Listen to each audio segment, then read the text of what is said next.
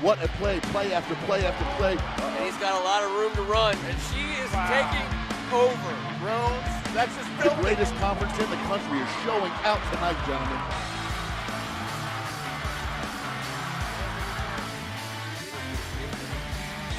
I cannot believe it. That is the greatest high school football game. Thank you so much for being with us. It must be Tuesday night. We're here talking about the greatest high school conference in the land. This is the WCAC Spectacular. On behalf of First Amendment Sports, I'm Ken Marangolo. He's Kevin Ricca. And I'm pumped, Ken. My favorite high school player ever. His talent as a fantastic individual is equally as evident as his abilities on the football field. You guys will get a little dose of that tonight, but that's why we yell so loud and cheer so loud at my house. He's Tim Strachan. Man, it's Tuesday night. Happy Tuesday. Happy Tuesday. Looking forward to tonight's show. And may the 4th be with you both. First of all, you're not a Star Wars guy, and we all know it. Are you kidding? You can't tell me I'm not something. Yeah, we can. How do you know? Oh, I think I know at this point. You're the last person in the world who should be doing a May the 4th be with you. You're unbelievable. crazy. Unbelievable. You're crazy. I'm hoping you guys get into a fight. Pipe down, my young Padawan. Okay? See? This is what he does. He, studies random stuff so he can surprise us with than you. sci-fi. I've been watching Star Wars longer than you've been alive. I know. That's probably true. I don't know. The Game of Thrones thing's got Lord. me off good. All right. Hey, we're getting off topic here. You Just guys a little. supposed to start talking My Three fired Sons. up already. All right. Good It's Lord. supposed to be a fun, happy show. All right. To use the force on you. Just got me off. You just cut me off my game. All right, Already let's having get things sips? started tonight the way we like to do. A little thing called Around the League. Brought to you by Lido Pizza. Head on out to Chantilly, Virginia. Great day in the country for the first PVI Track Invitational. Some familiar teams from the area. Panther Alana Rutland won the high jump for PVI. Firsts also for Aaron Erlin, Leah Pugsley, and Jessica Moyne. Also a new school record in the 4x100. My McNamara Mustangs, however, did not want to get left out of the action and went ahead and took first overall in the meet. In the girls' side and second in the boys' side. Way to go, Mustangs, bringing it back to Forestville. Telling out to Olney. Good counsel, senior field hockey player Catherine Dow, selected to the Coaches Association of Maryland senior game. Our players are the best. They represent the best, and they get to play in the best games. Good job, Catherine. Way to go. Head on over to Willowick, Ohio, where 2016 PVI grad Kevin Kelly makes the High A roster for the Lake County Captains and the Cleveland Indians organization. Always a good time when we see our guys make it to the next level. Good luck, Kevin. Right up in Fairfield, Connecticut, former Tartan Kristen Coleman McDaniel, class of 2007, inducted into the Fairfield Hall of Fame recently. Kristen is the Stags women's lacrosse all-time leading scorer. Can't believe it, T. You found another way to get the Stags involved in Here we go. the Around the League segment. Unbelievable. Great accomplishment. Way to go, Kristen. Unbelievable. Good-looking family there, too. Awesome. Another all-time great coming out of DeMatha, heading to the D.C. Hall of Fame, Paul Rabel, the all-time great lacrosse player, had a great college career at Hopkins, took it to the professional leagues. He's the one of the co-founders, I should say, of the Premier Lacrosse League back in 2019. Congratulations, Paul. He just keeps. Man. I feel like he just keeps getting better. If he was to lace him up today, He's I think doing he'd be incredible doing stuff. His just podcast fine. is incredible. Oh, look at this, a DeMatha Stag. DJ Turner, he's on his way out to L.A. He's going to play, well, we hope, in the National Football League at the next level. Good job, DJ. He was a Terp for a little bit. Absolutely. We got more WCAC players making their way to the NFL over the course of the NFL draft. That's class of 2016 Bishop McNamara Mustang Boogie Watson. Awesome job. Love watching our guys, our girls, like I said, make it to the next level. We will have more of that covered by all the schools in the WCAC next week. We got some more players to cover, making it to the pros. Want to say a special thank you to our sponsor, Lido Pizza. Lido Pizza is square because they do not cut corners. And I know somebody who never, ever, ever cut a corner. I know someone who burned some corners. But I know also someone who never cut a corner, and he's our guest tonight. We're going to have some fun with someone who's been on the First Amendment Sports air a lot, and thank God, because no one was watching it for us. They were usually watching it for him. Kevin?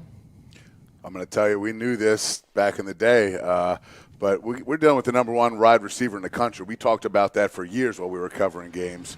The DC Gatorade 2019 Player of the Year.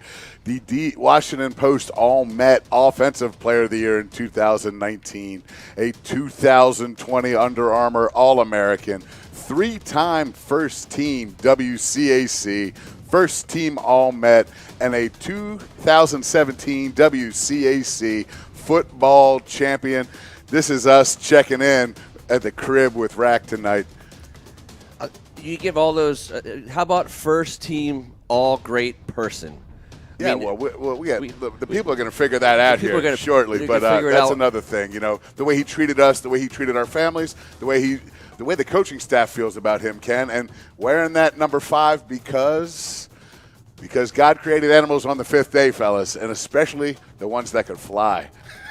I can see that. I can see Rack wearing that number. Winged creatures on the 5th day. Welcome to the show. Rakim, Jarrett, pride of St. John's College High School. Welcome, sir.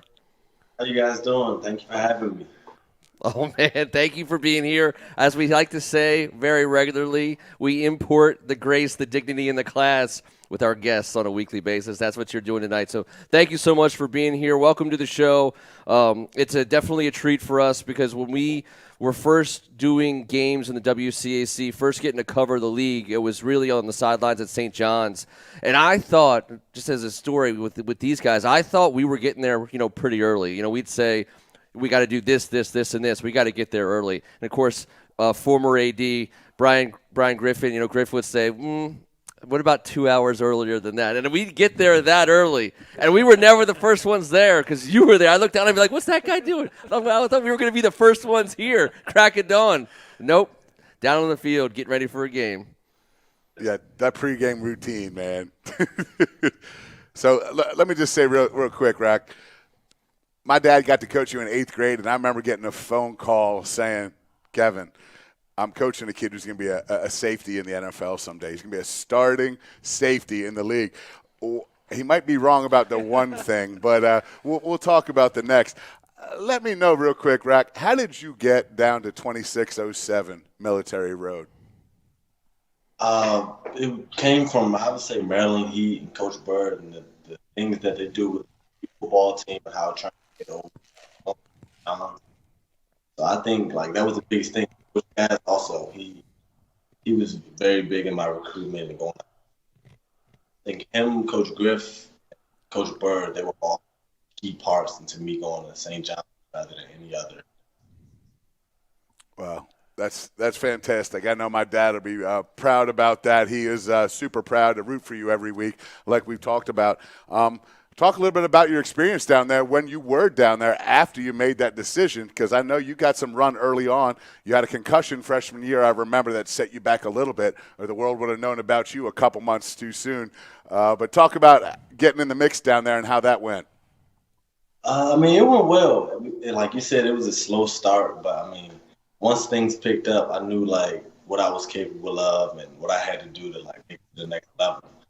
So it was really, I would say it was really all on me to put the work in and show what I can do. Luckily, I granted the opportunity my sophomore year, or closer to my end of my freshman year.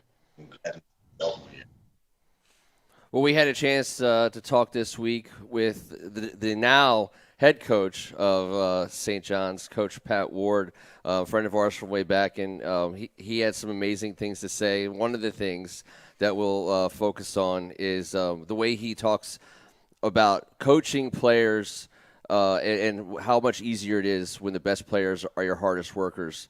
I guess talk a little bit about working for Coach Ward and also your desire to set the example for your teammates on a daily basis. Coach Ward, he's a genuine guy. He's the type of guy where he's you don't want to do anything wrong involving himself because he's so genuine.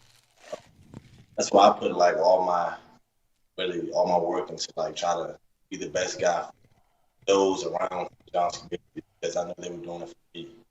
And in terms of working hard, I would say that just comes from not wanting to be embarrassed and like, putting your best foot forth in whatever you do, really. Because it's like what people see is just it's your like it's your reputation. So what people see is what you hold for yourself, what your name is. So I just take with that, try to work as hard as possible, really.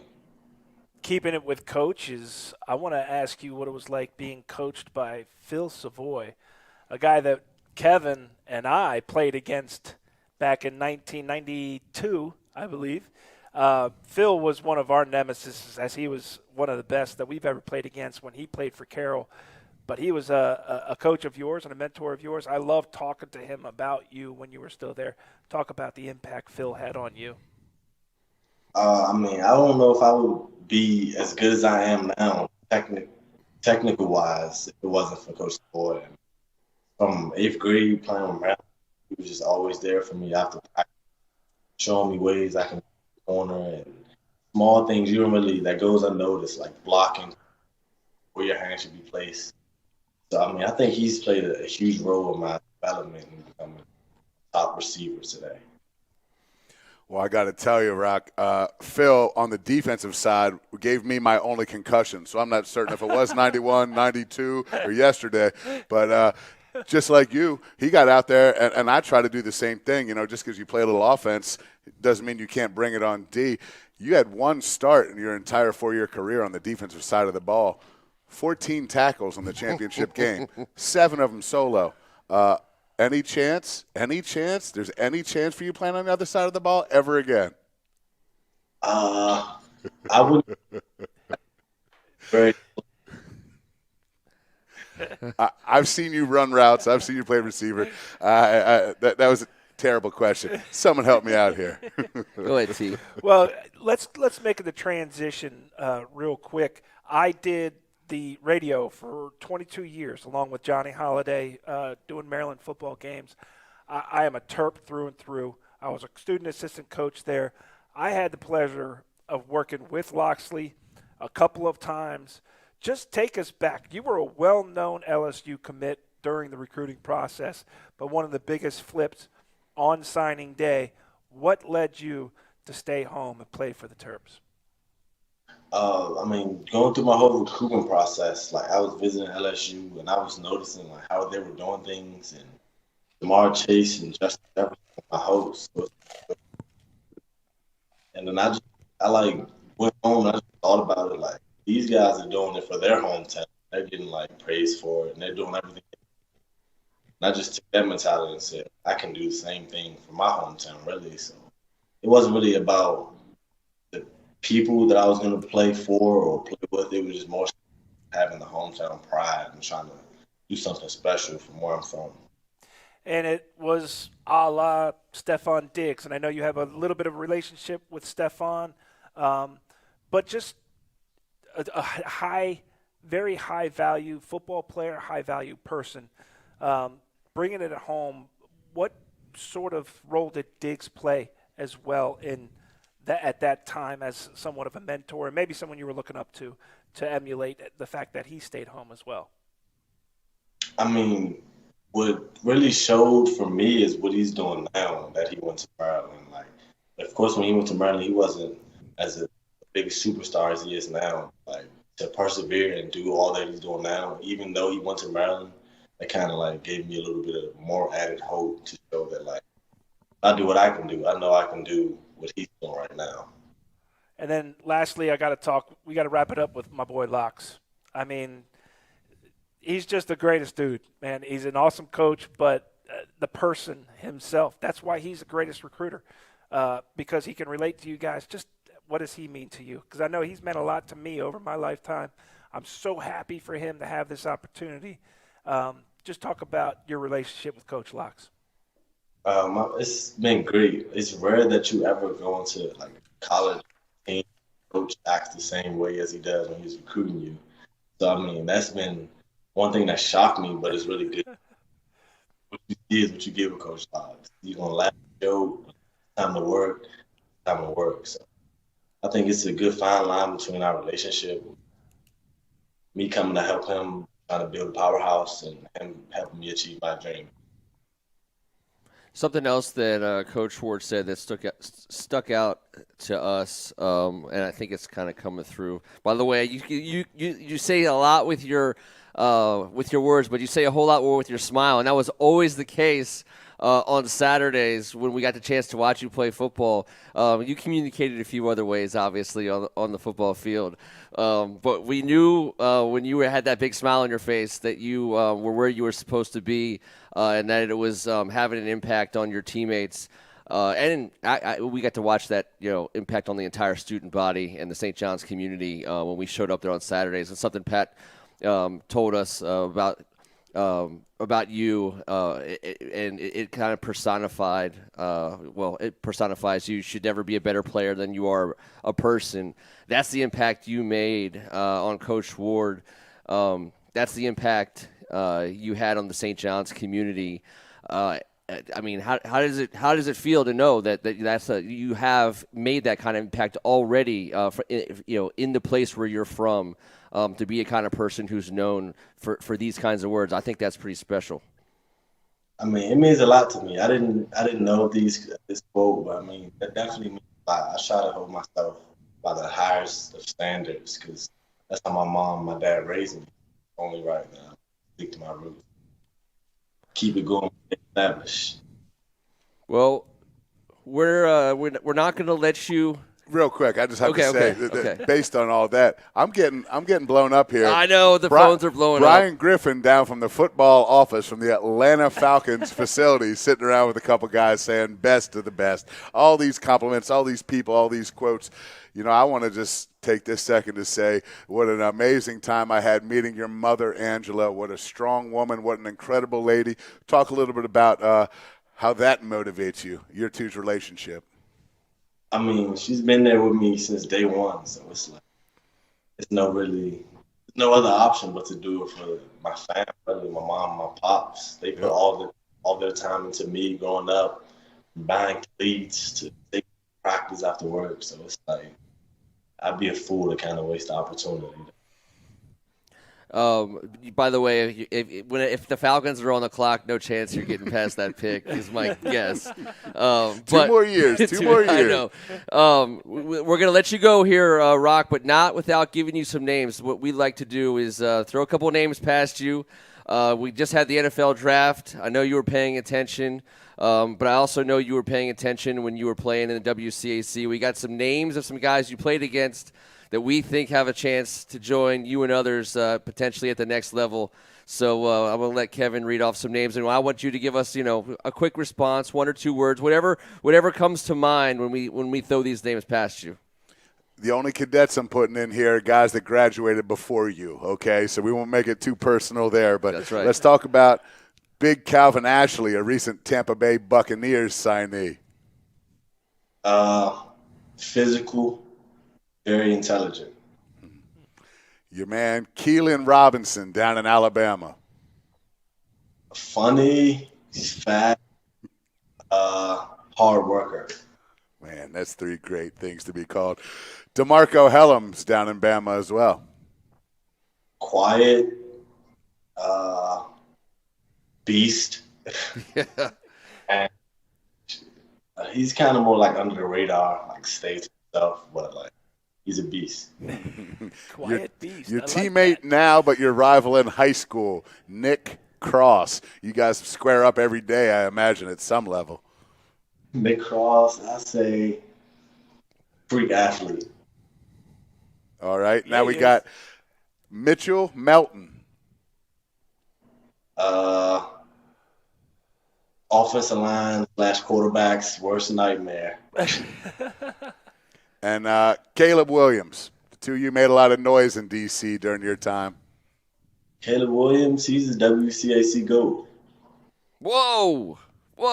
That's high praise. That is high praise coming from someone who has the potential to lay claim to something similar yourself, my friend. Well, that's my vote. He just gave his. Hey, it's a democracy. I could see it in your eyes and in your face. We're all excited to see, him take his WCAC game to the next level. Love to see you guys have an opportunity to play against each other, even though you both play on the same side of the ball. But who knows? We've seen you take the defensive position before with Caleb on the field at quarterback. I think we all remember what happened on that night. I was there. These guys were there. Do you remember what happened that night? I remember. Oh, man, I tell you, the first person, though, to help Caleb up off the ground was this man right here, Mr. Jarrett. He's a smart man right here. He knows there's a lot of football in both their futures. Yep. He could be catching the ball from that man someday. You don't want any trouble out there. You don't want any trouble. WCAC brothers, man. Hey, real quick before we let you go, you guys just wrapped up your spring ball, had your spring game last weekend. Just give us a little bit of taste of what we're going to see from the Terps coming up in the 2021 fall season. I think you're going to see a lot better offense, a lot better defense, really. I think you're going to see a whole new Terps team, honestly. I don't want to say too much because I don't out too, but I think you're going to see – it's going to be a whole lot of surprises, I must say. I like surprises. I'll be pleasantly surprised. I'll be excited to tune in. I know people will be tuning in just to watch number 5, but I know that there's a lot of players on that field that'll make the whole state proud. Thank you so much for your time tonight. Please don't be a stranger. Let us know if there's anything we can do to help in any way whatsoever. Get the word out on anything you got going on, any kind of endeavors you're lending your talents to, your time and your efforts. We'd be happy to be a partner in anything like that. Let us know. But in the meantime, as we said before the show, stay healthy. And don't forget to have some fun in college. You have earned it, my friend. Yes, sir. Thank you again. Yeah, right. Keep it rolling, cadet. Keep working hard, and can't wait to see this future unfold for you. Keep that head down. Keep doing what you do. Yes, sir. Thanks for your time. Appreciate that. Appreciate Dustin Semenovic, SID at Maryland, for helping us put that together, and obviously Coach Locks and the coaching staff for allowing us to have him for the last 20 minutes. That was special, guys. That was awesome. I mean, that's what I've been talking about, and you guys, we've been all talking about. It's just that kid comes on here smiling like that, and then you see the other stuff. You're like, all right, he's the total package, fellas. He is, and he's exactly what you would put on the poster for WCAC student athlete. He is, he's the kind of kid when your kid's on his way to high school, you point over to him and you say, hey, take some notes. Look at what I watched him walk across the stage on graduation day, and he came back to do that. Obviously, he was already working out with the Terps. He's a community guy, and he cares about his family. He cares about his fellow students. And what else do you want from kid 18 years old? I was just going to say to you, the first time I met him, I got called out. I was talking to Griff or someone on the field. They were doing whatever. He waited for about 15 minutes till I got back just to say goodbye before he took off. My kids were down in the field early before the games. There's a Gatorade he couldn't get. They had locked the fence, and he had left it on the other side. Please, sir, would you mind? Young man, could you please? I mean, it was just it's why we're so proud of him in the league, at St. John's, and now at Maryland representing our state. This is the guy. This is the guy you want on and off. We talk about it all the time. First of all, what a great ambassador for St. John's specifically. But what we talk about a lot on this show is the fact that the three of us went to 3 different WCAC schools.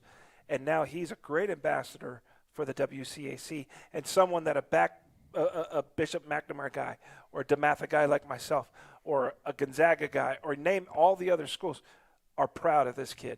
And the fact he stayed home and he's a Terp, and a lot of us are Terp fans, it's why we do this. Again, he's another great example of why we do this, because we're proud of where we're from. We're proud of the young men that are coming out today, carrying it on, and there's not a better ambassador than Rakim. And we all stayed at the crib with it. It was just not as important as Rock doing it. Well, at sports, as much fun as it is to watch sports in general, X's and O's, and athletes execute, it's the stories. And sports is one of the greatest, vehicles for awesome stories. if you care about the story of the Maryland Terrapins getting good again and getting back to prominence and getting back to being a contender of sorts in a Power 5 conference and making their way up the ladder, you can't do it. That story can't be told without players like number 5. I mean, he is the reason why a team is good, and he'll be the reason why Maryland gets better. I mean, they have other players, but he's a linchpin. The Pied Piper. Rakim starts his march from Military Road down to College Park, and here comes Tyze. Baby Bus and Colby right behind him. Yep. 5 guys on the team right now hold offers. Zabari Sandy picked another one up yesterday from the Terps. Mike Loxley knows where the talent's at. DeMatha has been prevalent there. McNamara's had a hand on that roster as well as Carroll. I love seeing the cadets being a part of it. Gonzaga's always had a hand in there. Johnny Jones was done this past year, but it's about 20 guys will be on that roster next year from the league, and that's the more the merrier. I know Lox feels the same way. Absolutely. We look forward to another great one next week, and we have one last little bit for you guys, the WCAC in the community segment tonight, which will not come via Megan O'Keefe and video. Instead, it'll become via Katie Cage and our good friends over at Elizabeth Seton, where Bridget Quinn, the girls lacrosse coach, and her family are welcoming a baby daughter, Maureen Doris Quinn. Want to send out all of our congratulations. All of our she's going to be a soccer player. She's going to be a soccer player. That's right. Oh, she's going to be a very good soccer player. Congratulations, Bridget. Yeah. Congratulations to everybody in the Elizabeth Seton community. I know that's going to be a joy that will be spread across all of Bladensburg tonight. So congratulations. Awesome. Yep.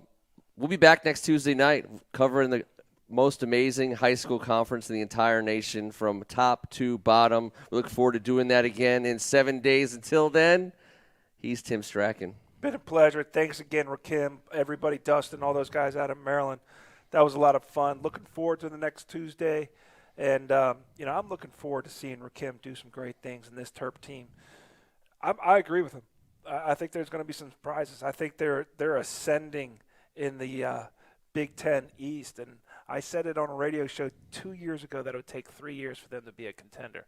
I think this is the year they make a push. You better, or there's going to be some wily listeners coming for your scalp. It's going to be. And the one thing that isn't going to be surprising, fellas, is what Rakim does. He played the toughest grade school schedule you possibly could. He played the toughest high school schedule in 4 years ever, by far. I think we all agree with that. He's prepared for all this. That little Big Ten situation this year, he got a little bit of run in. That's one thing. He's about to have himself a heck of a sophomore season. I can't wait to watch.